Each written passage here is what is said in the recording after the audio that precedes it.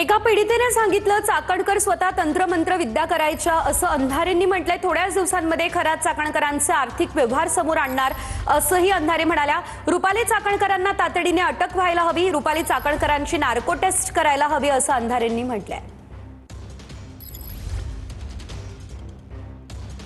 बाईंना महिला आयोगाच्या अध्यक्षपदी बसवलेलं आहे। त्या बाई 2 सप्टेंबर 2024 ला सोमवती अमावस्येच्या दिवशी स्वतःची अनामिका कापून अशा पद्धतीची तंत्रमंत्र विद्या करतात असं पीडित महिला सांगतात। आणि ही जखम किती दिवस होती, म्हणजे जखम किती मोठी असू शकते बघा। याच्यात तारखा आहेत, कारण हे स्क्रीनशॉट सकट आहे। याच्यातल्या जर तारखा बघितल्या तर साधारणतः 20 डिसेंबरचा पुन्हा फोटो आहे। मग जखम छोटी छोटी झाली, हे बघा इथे बँडेज आहे, याच्या मी सॉफ्ट कॉपी देईन आपल्याला।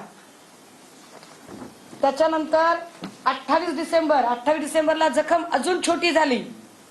सप्टेंबर ते जानेवारी पर्यंत ही चाकणकरांच्या हाताला जखम होती।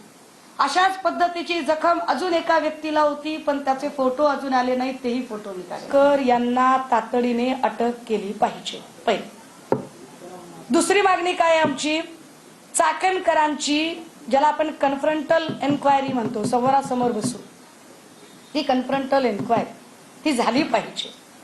तिसरं, चाकणकरांची नार्को टेस्ट झाली पाहिजे, कारण प्रश्न अनेक महिलांच्या इब्रतीचा प्रश्न आहे। चाकणकर बोलत नाहीयेत की चाकणकर फरार झाल्यात, हे एकदा चेक करावं लागेल।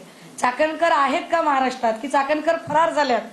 त्या फरार झाल्या असतील तर अजून गंभीर आहे, कारण चाकणकर या प्रकरणात 100% अडकू शकतात असं अनेक जाणकारांचं म्हणणं आहे।